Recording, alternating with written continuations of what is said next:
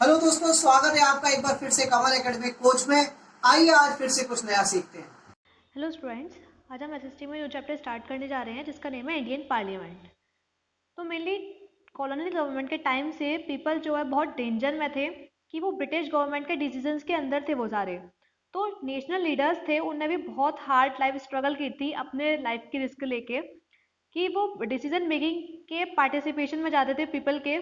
Then 1947 में independence के बाद जो गवर्नमेंट है वो अपने रिप्रेजेंटेटिव्स के थ्रू इलेक्ट की जाती थी, जो कि पीपल के द्वारा इलेक्ट की जाती है। और वो जो इलेक्टेड रिप्रेजेंटेटिव्स होते हैं वो नेशनल असेंबली या ग्रुप फॉर्म करते हैं जिसे बोलते हैं पार्लियामेंट। पीपल जो अपने रिप्रेजेंटेटिव को इलेक्ट करते हैं वो पार्लियामेंट में जाते हैं।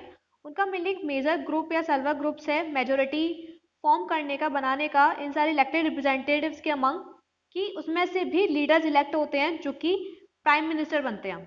जो पार्लियामेंट के मेंबर्स होते हैं और स्टेट लेजिस्लेटिव असेंबलीज के मेंबर्स होते हैं वो दोनों एक साथ मिलकर इलेक्ट करते हैं प्रेसिडेंट को। प्राइम मिनिस्टर के एडवाइस में जो प्रेसिडेंट होता है वो मिनिस्टर्स को अपॉइंट करता है सेंट्रल गवर्नमेंट में। तो इस तरीके से पीपल जो है वो अपने रिप्रेजेंटेटिव्स या लेजिस्लेचर को चूज करते हैं और एक गवर्नमेंट फॉर्म करते हैं, एग्जीक्यूटिव गवर्नमेंट बनाते हैं। ये मेनली डिसाइड करते हैं कि गवर्नमेंट किस तरीके से फंक्शंस की जाती है, किस तरीके से कंट्रोल किया जा सकता है।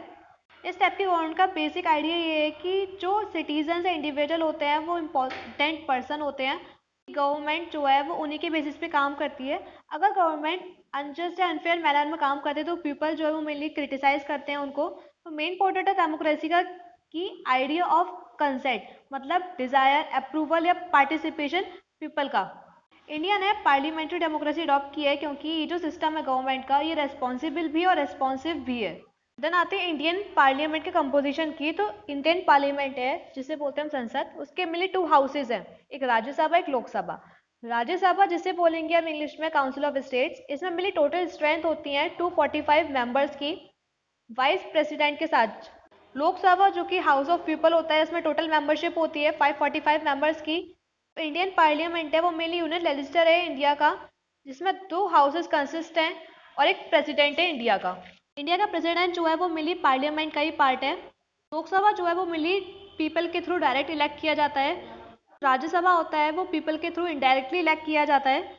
मतलब इलेक्टेड मेंबर्स जो होते हैं लेजिस्लेचर के, स्टेट और यूनियन टेरिटरीज के, सबसे पहले उनको इलेक्ट किया जाता है। जो लोकसभा का टाइम होता है यानी कि जो इलेक्शन का टाइम होता है उनकी, वो हर 5 साल बाद होता है। तो कोई भी इमरजेंसी आती है तो जो लोकसभा का टर्म्स है वो एक्सटेंड हो सकता है 6 मंथ्स में। राज्यसभा जो है वो मिली परमानेंट हाउस है, वो कभी डिसॉल्व नहीं होती है।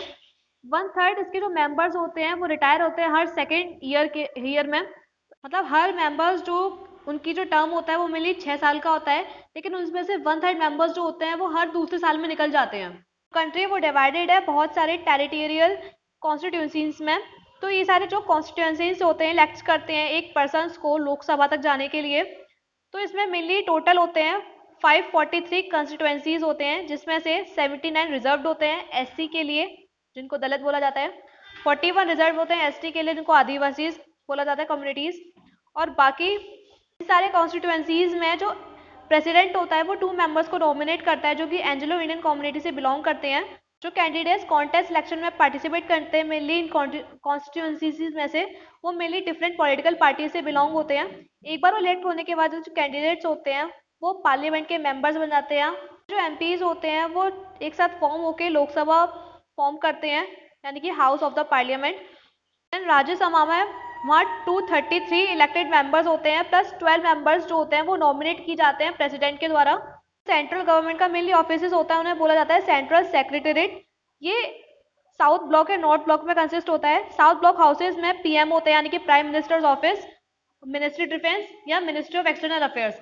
नॉर्थ ब्लॉक में होता है ministry of finance, ministry of home affairs. और मिनिस्ट्रीज जो है यूनियन गवर्नमेंट की वो लोकेट होती है बहुत सारी बिल्डिंग्स में जो न्यू दिल्ली में है, लाइक कृषि भवन है, विज्ञान भवन है। बात करते हैं पार्लियामेंट जो है वो मेनली क्या फंक्शन करती है, क्या रोल प्ले करती है। ये मेनली 3 इंपॉर्टेंट रोल प्ले करती है। सबसे पहला आता है to select the national government. ये नेशनल गवर्नमेंट को सिलेक्ट करती है। जब हम टर्म गवर्नमेंट यूज करते हैं तो इसका मेन मतलब होता है मेनली एग्जीक्यूटिव। एग्जीक्यूटिव पर्संस का एक ग्रुप है जो कि टुगेदर वर्क करता है लॉ को इम्प्लीमेंट करना पार्लियामेंट के थ्रू, उसके द्वारा। लोकसभा इलेक्शन के बाद एक लिस्ट पेपर हो जाती है जिसमें ये शो करता है कि कितने एमपीज बिलोंग कर रहे हैं हर पॉलिटिकल पार्टी से।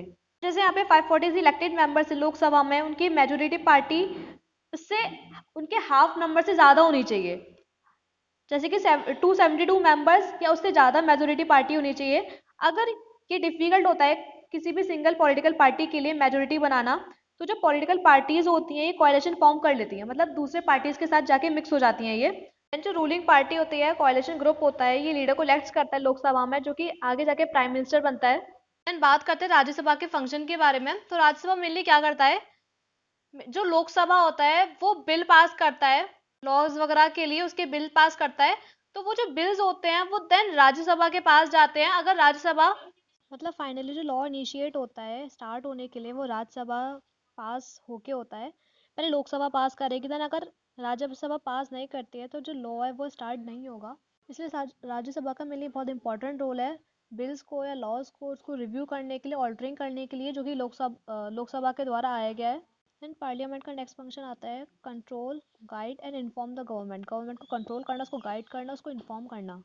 एमपीज क्या है, मेनली पार्लियामेंट हाउस में मीट नहीं करते हैं डेली, ये सेशंस में मीट करते हैं। तो पार्लियामेंट जो है सेशंस में भी क्वेश्चंस आर होते हैं, इसमें क्वेश्चन आर से चालू होती है इनके सेशंस जो होते हैं। इस पीरियड में एमपी होते हैं वो मिनिस्टर से सारी इन्फॉर्मेशन लेते हैं कि गवर्नमेंट जो है वो किस तरीके से वर्क कर रही है। ये बहुत इंपॉर्टेंट है पार्लियामेंट के लिए कि वो एग्जीक्यूटिव वो किस तरीके से कंट्रोल कर रही है। तो मेनली पार्लियामेंट जो है वो सारी इन्फॉर्मेशन ले लेती है मिनिस्टर्स से गवर्नमेंट की कि वो किस तरीके से कंट्रोल कर रहे हैं, उनको गाइड करती है अलग अलग बातों पर, उनसे इन्फॉर्मेशन लेती है सारी किस तरीके से वो वर्किंग कर रहे हैं। नेक्स्ट फंक्शन आता है पार्लियामेंट का लॉ मेकिंग, लॉ को बनाना। लॉ मेकिंग क्या है कि एक सिग्निफिकेंट फंक्शन है पार्लियामेंट का। पार्लियामेंट जो है फाइनल अथॉरिटी होती है लॉज बनाने के लिए किसी भी कंट्री में। पार्लियामेंट्स होती है पूरे वर्ल्ड में, क्या न्यू लॉज बनाती है, पुराने लॉज को चेंज करती है, पुराने लॉज होते हैं उनको थोड़ा सा बदलाव करती है और उनकी जगह पर नए लॉज लाती है। देन अभी इन शॉर्ट में डिफरेंस दे रखा है लोकसभा और राज्यसभा के पावर्स के बारे में। जैसे लोकसभा में जो पावर्स दी गई हैं यहाँ पे और राज्यसभा में पावर्स दी गई हैं। पहला आता है एग्जीक्यूटिव जो है वो रेस्पॉन्सिबल होता है सिर्फ लोकसभा में, लेकिन राज्यसभा में होता है वो रिस्पॉन्सिबल नहीं होता एग्जीक्यूटिव। लोकसभा में ये कॉन्स्टिट्यूशन को अमेंड करता है और राज्यसभा जो है जो अमेंडमेंट्स होते हैं कॉन्स्टिट्यूशन के वो अप्रूव करता है। लोकसभा के पास एक एक्सक्लूसिव पावर होती है मनी बिल को अप्रूव करने की, रिजेक्ट करने की, और राज्यसभा जो है लिए बस एंजॉय करता है जो पावर होती है मनी बिल को डिले करने की 14 डेज के लिए। देन जो लोकसभा होता है मनी और नॉन मनी बिल्स को इनेक्ट करता है, उसको अमेंड करता है। और जो राज्यसभा होता है वो इनिशिएट करता है, अप्रूव करता है नॉन मनी बिल्स को, ये सजेस्ट करता है अमेंडमेंट्स को मनी बिल्स के लिए। लोकसभा जो है मूव करता है नो कॉन्फिडेंस मोशन गवर्नमेंट के अगेंस्ट, लेकिन जो राज्यसभा होता है वो मूव नहीं करता गवर्नमेंट के अगेंस्ट।